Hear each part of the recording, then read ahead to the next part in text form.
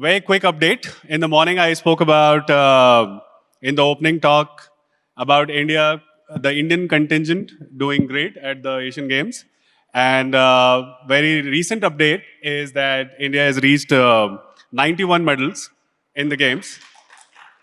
And there is assured positions for medal podium positions for another 9 medals. So India officially is now at 100 medals in the Asian Games 2023, which is a great milestone to achieve. And all of us, we need to cheer for India. And thank you for being a great supporter. Thank you so much. All right. On that note, thank you, Zishaan. Thank you for doing this. Absolutely. Welcome to Engagement. Yeah. We're having you for the first time at Engagement, right? Yes. Or in all these years. Yeah. So Avlesh and I have been, we spent 10 years in building our companies in Bombay. That's right. Lots of beers, crying over sob stories over problems, challenges. Yeah. Found a friend through our building journeys. Absolutely. So many things that we've shared on the way. Yeah. Zishaan doesn't need any introduction. He's the founder at Toppr, the company that got acquired by Byju's. When was that, Zishaan? 21. 21. So been almost 2 years since then. But here is, this session is all about, how many people have anything to do with EdTech in this room? Okay, few. That's not bad. Okay. So yes, do keep your questions for Zishaan towards the end of the sessions. And if your friends are elsewhere, you should call them, especially the folks who are just loitering around outside. Please call them inside. Abhishek, you want to do something to change that? Thank you. In fact, you should do one of those beatboxing things outside. Just get them inside. Okay. Toppr has been an incredible story, and the idea behind this session is to get the whole, a great picture of the whole journey from Zishaan, the way it started, and how it ultimately landed at Byju's. What were the key learnings and insights in due process? And more interestingly, while we think of companies in a certain way, we think of edtech companies, fintech companies. When you actually zoom in, it's very different. It's very, very different than that, just that label that we apply to it. So we'll listen to some of those from Zishaan. Zishaan, thank you once again. Very quickly, when did Toppr start, and what's the backstory? What were the key things happening in the ecosystem around that period? Yeah. So we started Toppr in 2013. Okay. So at that time, I think there was obvious visibility that the internet penetration is going to skyrocket. Was it very clear at that time? Yes. Okay. It was. Before that, I would say it was still a struggle, but I think I would say 2012-13 is one point when it started to really take off. I think it was the cheap 3G tailwinds, and then of course Jio later on. Those two events really propelled internet. The second thing that happened was Android phones had hit sub $100 in price point. So after mobile phones being super expensive, at some point they became 6,000 rupees.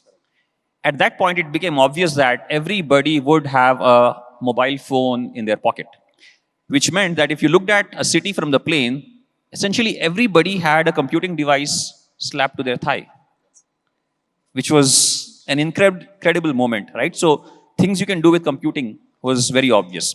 But these were secular trends for overall tech. It was true for you, true for me. For EdTech, what was happening was there were these government notifications which said, make exams online. So that was happening. The second thing that was happening was change exam patterns from subjective type to objective type. And what kind of government examinations these were?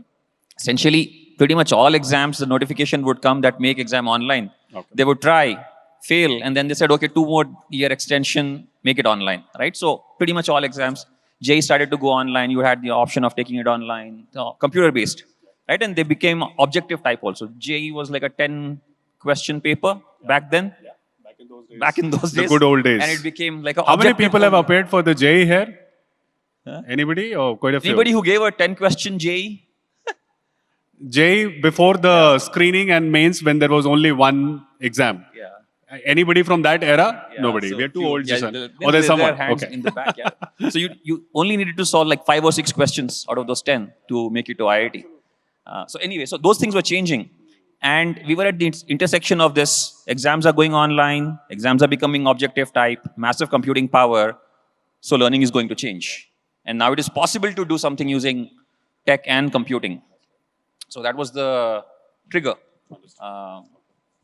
And then I'm pretty sure you had a big belief in that these changes, especially on the examination side, will drive more usage of online platforms.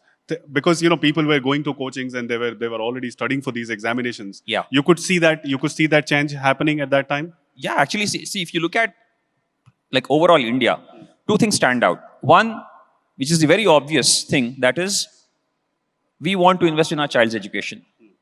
And we've been using offline modes. We were using brilliant tutorials. Post mein aate the question paper. And Apex Agarwal classes ka material used to come in courier. Brilliant tutorials. Yeah, brilliant tutorials. So no, overall, we want to like over-index on kids' education spending, and that is unlikely to change for multiple decades for Indians. The second thing is we don't realize how young a country India is. 10 years ago, when I was 32, about 60% of India was younger than me, which meant 60% of Indians were born after I was born. And I was like, "Main to young hu yaar," and the 60%. Today, 70% Indians are younger than me. It's an insane number. So basically, everybody is in schools. If we just take our students, they'll be larger than like a USA or like a USA plus Germany combined. Just students in schools. So yeah, that was Amazing. Okay, so 23 is when you started. We all 13. know Toppr is an edtech company and has had products across multiple verticals. We'll talk about that in a bit. But content has been sort of core to the business, Yeah. right? Yeah. Was that a very early realization, Zishaan? And how did that shape the future of the company? So when we went into starting the company, I was a product manager. Hemant, my co-founder, was an engineer, and we were this product manager engineer combination, the classic that you want for any tech company. And we came with this, slight chip on the shoulder that we're a tech company and we'll build this amazing product and platform. And content is commoditized, so we'll get the content. But like, I think 6-7 months into the journey, we realized that, first of all, content cannot be seen in separation. So you need to build the product around content and you need to fit the content to the product. So that realization came. Thankfully, we dropped our chip and focused on building content in parallel to the product. That was what kind of content this was, Zishaan? So when we started, we just focused on one module, which was a practice module. And we wanted to build question, solution type of content. And we said, okay, we want to build an adaptive practice module. We did the math and said we need about 40,000 questions with detailed solutions to start off with. Like a question bank. Like a question bank, right? So it seemed like a fairly easy problem to solve. And we went out and said, can we get these 40,000 questions somewhere? Ironically, nobody had 40,000 questions. The largest question bank was about 9,000, with like the largest coaching class had 9,000 questions, which they were unwilling to give. Somebody had 5,000 questions, which they were willing to give, but unwilling to allow us to change it. So massive problems. And we said, okay, this is not going to work. We should just go back and, think of building content in a different manner. So we actually stopped writing the consumer app. We were writing an app for the students. We stopped writing it. We were about 6-7 months into it. We stopped that. And for the next 9 months, you won't believe it. For the next 9 months, we only wrote supply side product. So we wrote product to build content, where people could come build content. And we were not doing anything on the consumer app. Wow, that's crazy. And Yeah. must have been a very difficult phase also, because you wouldn't know how it would pan out, right? You wouldn't know. We had some sense that it was finding traction, but we knew that without content, it won't make a difference. So we had to take that bet. Chicken egg problem. Yeah. No, that's great. And I think it's become the mainstay for a lot of edtech companies, especially in exam in test prep space. I think they put a lot of resources, money into building very high quality test and assessments, right? Designing it from all perspectives, building these question banks. Yeah. So yes, you would have probably led that wave way early in 2013. On the product side, Zishaan, so okay, what was the evolution like? Were there segments that you started building more conviction that this one category or one segment of users needed a one-stop solution of sorts? Yeah. Was it very clearly emerging for you? So we focused like on a very narrow grid, which was 11th and 12th grade students Okay. learning for maths, physics, chemistry. Okay. not even biology. Understood. These three subjects, and were able to get the best practice experience. For these guys. It was that narrow. Understood. And from there, we kept expanding on all three dimensions. So 11th and 12th stretched all the way to 5th grade. So 5, 6, 7, 8, 9, 10, 11, 12, 8 grades. Maths, physics, chemistry stretched to almost like 20 subjects. So as you keep going deeper, you have like lots of subjects, right? So you split social studies into history, civics, geography, economics, maths, physics, chemistry, bio, multiple languages, GK. So you expanded on that dimension. And on the module dimension, you started expanding from practice to tests to lectures, which is video classes, lectures, live classes, and then eventually doubts on chat, which was like a real time, you could ask a question and get an instant answer. So these modules kept building on top of each other and just started to interact with each other to create this full loop of learning. So essentially it just covered the entire gamut of learning into a 360-degree learning solution so that you don't have to hop and skip apps to go to different places to learn. Just one stop, be done. And, okay, no, that's great insight. And was it evidently clear to you and the team at that time that you're basically trying to compete with what's been historically the place of learning for all these students, especially that 11th, 12th category you're talking about? People who go to coachings, they do private tuitions. How did you guys build that conviction that you could change that? So we did two things, right? One thing was like, you have to go to school. We're not contesting that. We're not going to change it. Understood. We are not saying schools are bad or anything. You have to go to school. You go to a school that you can afford to. The parent has already maxed out on that. But in 80% of the cases, schools are not sufficient. Pretty much every kid in India is taking supplemental learning. Right. And there the tuition teacher is doing some amount of coaching. Now the information available for the tuition teacher is close to zero.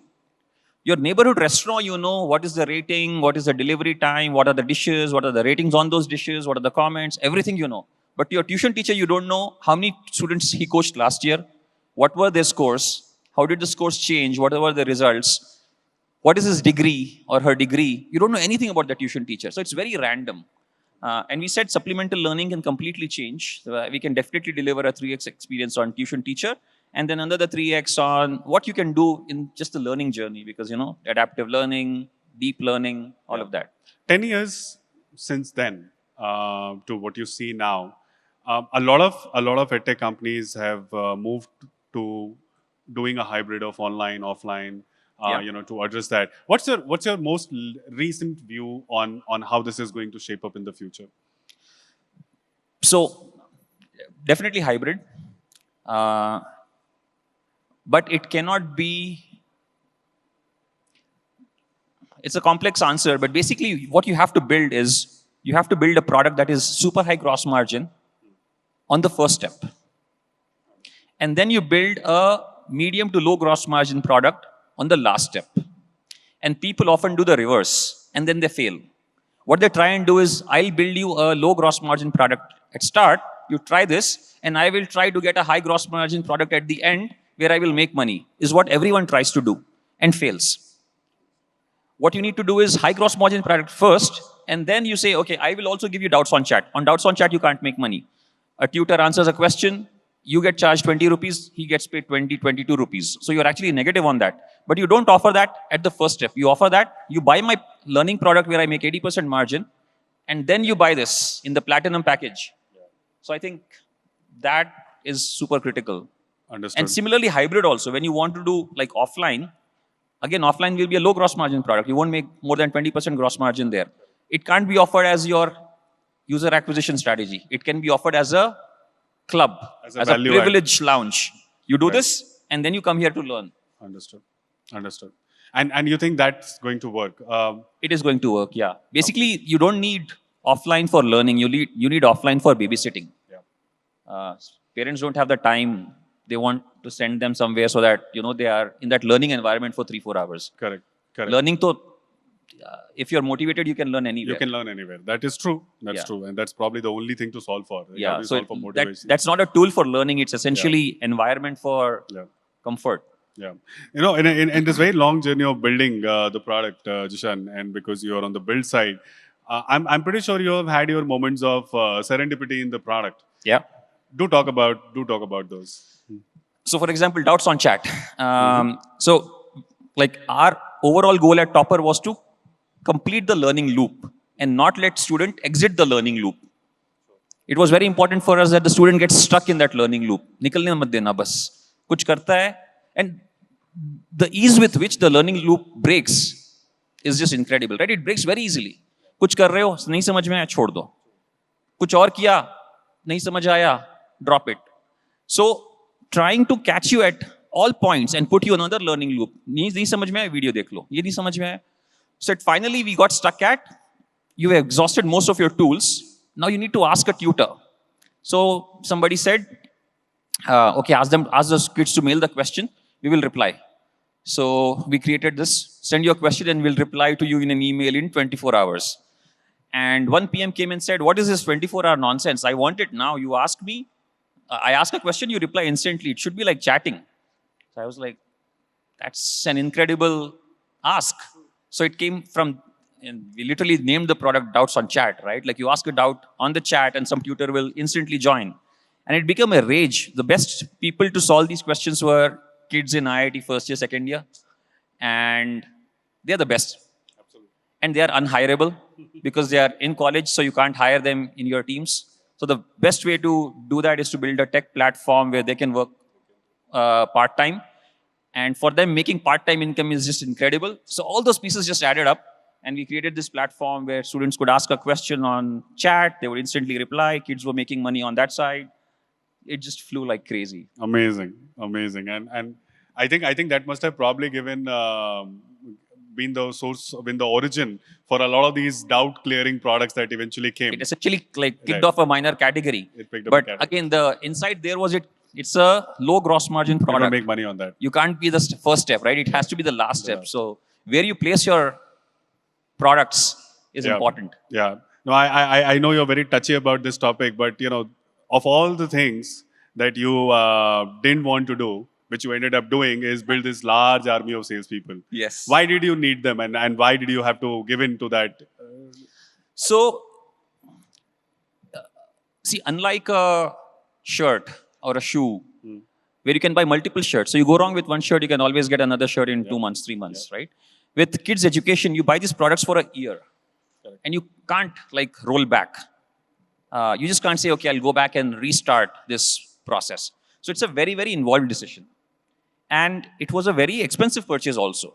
So it can't be like parents are going to just click on the site, put their card, pay and get a subscription, right? It's a involved subscription.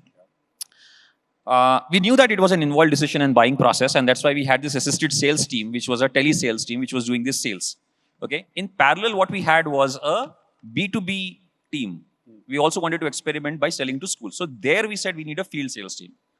The field sales team there went and tried selling to schools. After 6 months of failure, we said, we will not do B2B. We are a B2C company. We'll do this. So I had to fire that team. So I said, 3 months, and then you can leave because we don't have a future for you.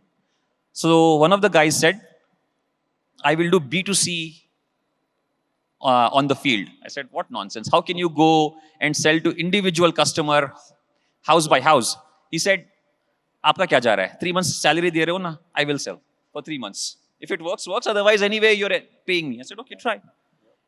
And when they started selling, immediately they were doing 4x of the telesales team. Wow. And it is so, in hindsight, it is very obvious to see that. Because the cost of a field sales agent and the telesales agent is same on salary. Achha. But on infra, the telesales agent ka cost is 2x. Because you need an air-conditioned office, a computer, a larger floor plate. You need a concentrated office of 200 seats, 300 seats. You can't do 15 people ka 100 square feet office. None of that. So it was just like 2x on the cost. His conversion was higher. His average order value was higher. So he was like just knocking it out of the park. And then we started to say, okay, ye band karo, ye chalao. We started doing it. Then everybody else started doing it. Baiju dismantled a call center of 2,000 people and started field sales team after Toppr had field sales team of whatever, 5-6 cities. So you find these solutions in the most non-intuitive spaces. And basically we come from tech background and say field sales nahi karenge, right? Like because you don't want to do it. But sometimes you got to do what you got to do. Naukri was built that way. Naukri was built that way. A lot of companies were lot built of that way. like India Mart was built that way. Absolutely, absolutely. Okay, so all these are great hits in the journey. Tell us about some of the misses. What's been the biggest misses in the journey? Our biggest miss has been understanding of branding and the role of branding in a company's journey overall and in the funnel tactically, right? Like strategically, what does branding do for a company? How does that? Do double click on that one. So when you say branding, so like what did branding do for cred? None of us understood what cred was, but branding did something for cred, right? So it was like strategically like an important move for them. Similarly, what did branding do for Byju's? What did Shah Rukh Khan do for Byju's? What it could have done for Toppr was a miss. Basically, we grew up saying कि यार Google का ad देखा क्या आपने कभी? नहीं देखा ना, तो फिर Toppr का ad क्यों देखोगे? Product and tech company है, why will product and tech company do branding? साबुन का ad देखते हो because they are commodity products. You see a Literal ad because no way to differentiate another lemon soap. Why will we do? So that was a big miss, right? So we did not understand what branding did. Strategy, tactically also, even if we bit the bullet and said, okay, let's do it, we always thought that branding solved in the funnel, it solved the user acquisition. What it actually solves is there are 4 stages, right? So there is awareness, there is trial, consideration, and then there is conversion. So, like, how many of you know BMW? All of us know BMW. all of us do. Yes. How many of you actually tried a BMW test drive?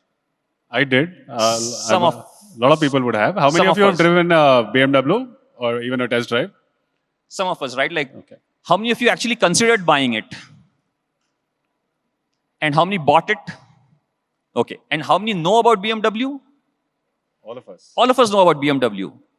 So BMW is not, and BMW is continuously advertising the brand, joy of driving, this, that, like softer aspects. They're not advertising to attract more people to the brand. Everybody knows about BMW. They are trying to push that consideration set to purchase. Towards the purchase. So if we understood that, we would have spent without, pulling back. So I think that was the miss. Just like intuitively understanding what branding does for your product and overall for your company was like a miss for us. Very interesting the way you put it. I mean, for consumer brands, this becomes very obvious. Well, BMW won't do this tactically because not everybody is a BMW buyer. But yeah, for an edtech brand, was it because the space was very competitive, or was it that there was lack of awareness? No, basically there is inherent fear in the parent's mind. Is this the right product? Is this the right thing to buy? Is this the right thing to buy? Yeah. Should I? They're sitting on the fence. They feel that product-wise it makes sense. This is better than tuition teacher. It's cheaper than tuition teacher. It's available 24/7. It does all the subjects. Tuition teacher is only teaching maths and science. Just incredible. Very interesting. But can I pull the trigger? Like, you're saying that gets solved by branding to a large extent. It does, right? So that's how subconsciously it works. Nescafe के बारे में सबको पता है. Ad क्यों डाल रहे हैं? जाके खरीद लो ना Nescafe. You know Nescafe. It's there on the shelf. Fair enough. Fair enough. Very cool. No, that's a very unique to Bombay companies, and not just Bombay. I think a lot of new age founders, they're very particular about building a certain kind of culture code. I know you're very particular about this too. Talk us through that. How did you go about building the team? What was the culture code that you actually wanted to build? How did this all shape up in the journey? Yeah, so I don't think we overemphasized on building a culture, but in hindsight, I definitely can feel that we had a very strong and unique culture, especially, post-acquisition, you reflect back and see that, oh my God, so many things were so awesome at Toppr. Even though we cribbed about it and complained about it on a daily basis, when you actually look back on like a 6-7 year period, you say that so many things were super awesome. So when I look back, the few things that really worked for us was, building this culture of high cadence. So we had like daily stand-up, company-wide stand-up, very quick, not long, literally company-wide stand-up. Company-wide stand-up. So basically, like 150 लोग थे, उसमें से 40 लोगों को तो पक्का आना है, बाकी सब लोग जिसको आना है आ जाइए. Wow. So That's 50, amazing. 60 people would just huddle into the room. You wouldn't have done it at 500 or 1,000, right? Or you still managed to do? Maybe not, but yeah. So basically, we had this daily stand-up at very rapid updates, right? Like 1 minute per person, quick update. But the point was, it was daily, so it was very high cadence. So you can't miss. In weekly, क्या होता है कि if you miss and you say, I don't have the update, I'll give it to you. I'll have to wait till next week. So, and then there are other things that, engineering weekly, I wanted it every week. You can also do it monthly. You can also do it quarterly, but having it weekly creates a different pressure. So high cadence was one. It's transparent, right? Like pretty much everyone had the revenue numbers. जिसके पास भी login था, उसके पास revenue number था. So you could ask pretty much 8 people out of 10 in Toppr का revenue कितना है, they'll be able to tell you pretty much city wise, because it was all online. It was on a dashboard. अगर login password है तो आपको दिख जाएगा. You just have to go and see and tell. So like high transparency, flattish culture. Of course, some people will have a say which is slightly heavier than others, but pretty much flat, right? So the idea is great, good. Doesn't matter who it's coming from. So I think those 2-3 things really work for us. I know. At some point in the journey, you did think about shifting base to other city outside of Bombay. Was that triggered by lack of talent pool, or was it something else? Yeah, so scaling in Bombay was becoming Challenge. slightly tough. It's not about office space, right? Office space, Yeah, 120 rupees or 100 rupees doesn't like, make much. doesn't difference. make that much of a difference. Yeah.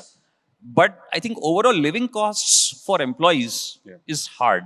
Is high. And as you keep going down, for a 30 lakh rupee employee doesn't matter that much, but for a 12 lakh, 8 lakh rupee employee, it matters a lot, right? The space they get in their homes versus the space they get basically in Bangalore versus Bombay or Hyderabad versus Bombay. It's different. Also the commutes, how hard it is to commute in Bombay. So those things mattered. So I think at some scale we had to think about alternate offices. And that's why. All right, coming to the last bit, just 2 questions. One, what led to the acquisition by Toppr, and how's been life post that? Everybody loves discussing Byju's. I think it's the hottest topic in town. But anyway, outside of that, how's it been for Toppr in that journey? What led to the acquisition? So what led to acquisition was fairly clear, right? So basically, Byju was funded so much that it sucked the oxygen out of rest of the industry. It didn't matter whether you were a better company or a great company or a good company or you deserved another $50 to $100 million in funding. It didn't matter because, see, once you have about $1 billion on balance sheet, you literally outprice the competition because no fund manager will come and say, uske paas billion hai, but I'll put my 50 million. Doesn't matter if you lose it. If I lose it, he'll lose his job. So it's better not to move at all, right? So I think in that situation, the industry overall moves towards consolidation. So it's an indicator when you have very lopsided capital accumulation. It's an indicator of aggregation. So all sectors go through that, right? Like Flipkart, when you and I started, there were 45, 50 e-commerce companies, and at least 10 of them were claiming to be better than Flipkart. But at some point, you had only 2.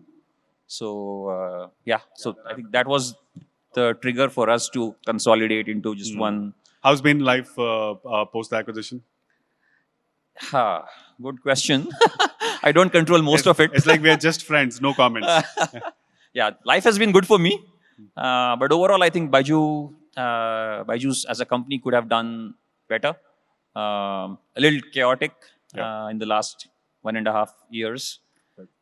It's hard to pinpoint what led to that chaos. One is definitely the debt. But yeah, like complex. I know it's a complex thing. Anyway, we'll keep that out of our coverage area. Last question, Zishaan. We're all very keen to know what's next for you. Okay? Yeah. So I took this year easy. Next year I want to work on something. I gave myself by December I'll figure out. If I don't figure out by December, end of this year, like I said, I'll make it end of next financial year. So March tak soch ke batata hu kya karna hai. But yeah, I don't know. All right, that's Zishaan for you. Guys, please give it up. Thank you so much, Zishaan, for doing this. We have time for a couple of questions. Yes. Okay. Any questions for Zishaan, please feel free. Okay, we have there. Somebody please pass the mic.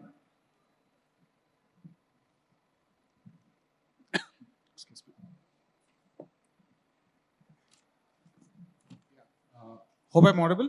Yes. Yeah. So I wanted to ask, when you're mentioning that, branding is something that didn't go your way, or maybe you didn't approach it the right way. Uh, what do you suggest for a company that's trying to start their branding journey? Do you focus more on branding for perfect content, like in the sense you create perfect content plan, or you just start any content and then figure out how do you fit amongst your competition? So there are like 2, 3 parts to branding. First part is identifying the right language for your brand and the right message for your brand. And that doesn't have to wait for a stage of your company. That starts from day zero, and it starts from the core team, it starts from the founders, it starts from the immediate guys who are building this company, right? Like, so that way Toppr had a very clear brand about, what it stands for, how it speaks, what is the language, what are the colors, what is the look and feel. So if you're in it, you will definitely notice that ये तो Toppr ही हो सकता है. So that is one part. The other part is, when do you accelerate this message? Like, when do you put dollars behind it? Like, a branding campaign on TV will cost you about 60 crores a year. You don't put that kind of money unless you are making about 10 crores a month, right? Unless you are making that, don't want to put 60, 70 crores a year on branding. But if you're making that and not putting this is also like wrong, or like sort of a missed opportunity. You want to put this money so that 10 crores becomes 20, 30, 40 a month. So you need to know when you want to press that pedal. So we had the language, we had the message, we didn't press the pedal. Good. Thank you. Thank you so much. Any last questions? Okay, we can take one more and then wrap it up. Zishaan is going to be around in case you guys have more questions. Hi, Zishaan. One of the hot topics around education, around AI. So what's your take on AI? How would that be used in the education industry moving forward in India and also globally? So first of all, I mean, if any 10-year ed tech company, if you ask them, any 10-year ed tech company worth their salt, they've been using AI for the last 4 or 5 years. The flavors change, but we've been using AI for error spotting in our question bank. Basically, we used to spot errors. We had a very deep question bank, almost 800,000 questions.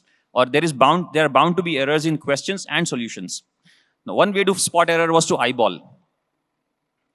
And eyeballing would take a lot of time and cost a lot of money.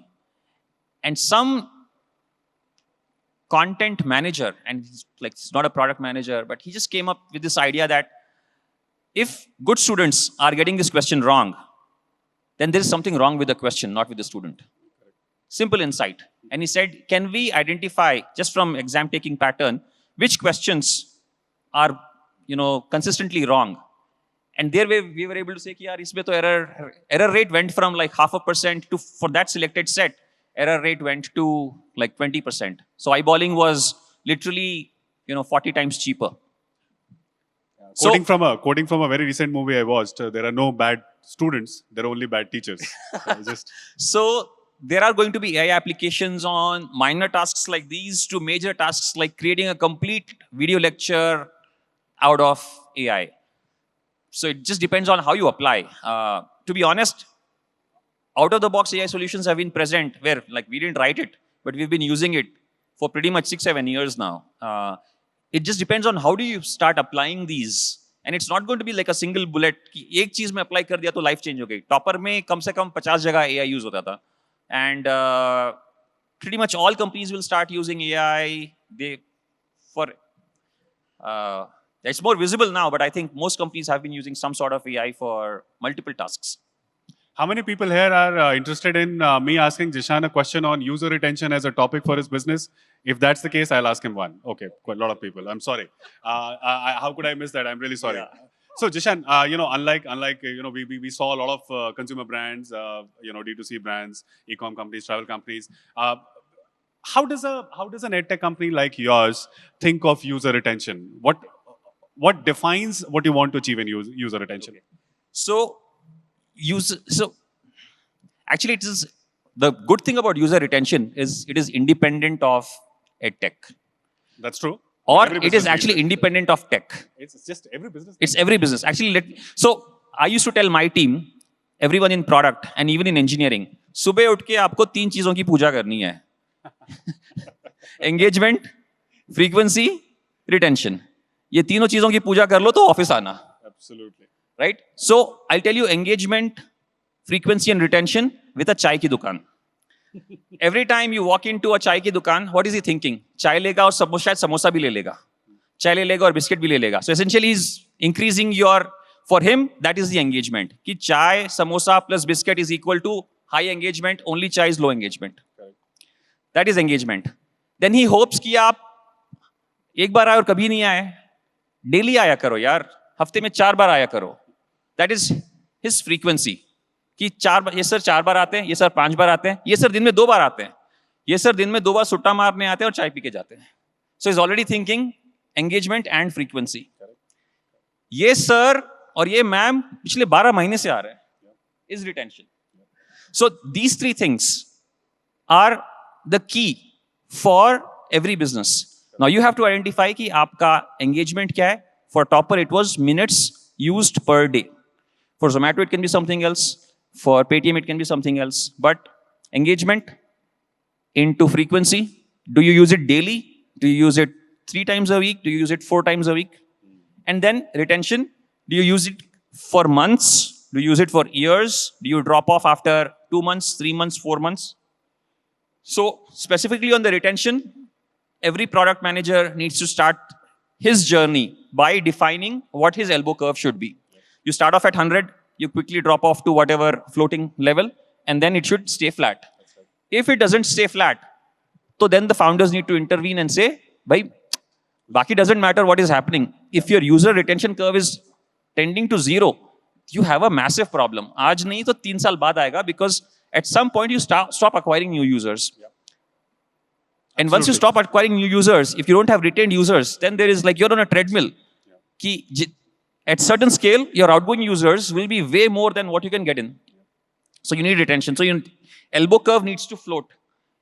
Once it floats, then you can say, let me push it up, let me push it up. Let me push 20 to 25, 25 to 30. But elbow curve needs to come.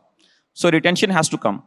And once you get a floating elbow curve, and then you need to make it smile or upar bhejo towards the subsequent months. You did talk about this in 2 ways, right? One is engagement with the product, and then there is everything around payments and renewals. Yeah. Right? Yeah. 2 different lenses to apply. Yeah. So retention is there in, so for Toppr at least, there were 2 types of retention: payment retention and usage retention. In a lot of people use payment retention as a proxy for usage retention. If I am subscribing every month, I'm probably using it. And that is why I don't have to measure usage retention, because I'm anyway getting a monthly check. Correct. So that is okay. But in Toppr's case, we used to get annual subscriptions. So पूरा साल का पैसा आ गया. So we had to focus on usage retention. कि use कर रहा है नहीं कर रहा है. If he's not using, then they're not going to renew next year. So you looked at these 2 retention metrics differently. We used to look at these 2 metrics differently. Also, payment retention was talking to parent. Yeah. बच्चे ने use नहीं किया, तब भी जाकर आप बोल सकते हो कि you have to renew next year, blah blah something. That's right. Some fear, some greed, something, and then still renew it. But that's not a real honest reflection of how good the retention is on your product. Yeah. Usage retention matters. Usage retention is like hard. And this ongoing retention, Zishaan, how hard is this to orchestrate? Who owns this in the company? Payment is still sort of slightly simpler. Yeah. I mean, because you had salespeople, maybe easier to understand. But this ongoing engagement, how was that orchestrated? I would say usage retention is the hardest problem to solve. I'm sure. The hardest. Yeah. And it has answers to pretty much many questions. It has like, it's like a, क्या बोलते हैं वो silver ball, क्या बोलते हैं? Crystal ball. Crystal ball. You can literally look at your curves and tell आपकी company के साथ 3 साल बाद क्या होने वाला है. So usage retention is owned by your product. Yep. In our company, it was owned by the product head. Yep. But obviously, like the founders used to obsess. So alone can't do usage retention on his own. So has to work very closely with the marketing guy and very closely with the tech guy, because you need some amount of prompts and some amount of ideas and some amount of, lots of marketing stuff, but continuous plug it back to the engineering so that they can fix it. So a lot of measurement, complex, but very important. Can't emphasize more on that. Would have loved to continue this. That thing says Time's up. time's up. So let's close this. Thank you so much for being a wonderful speaker, Zishaan, and thank you for Web Engage. Retention simplified.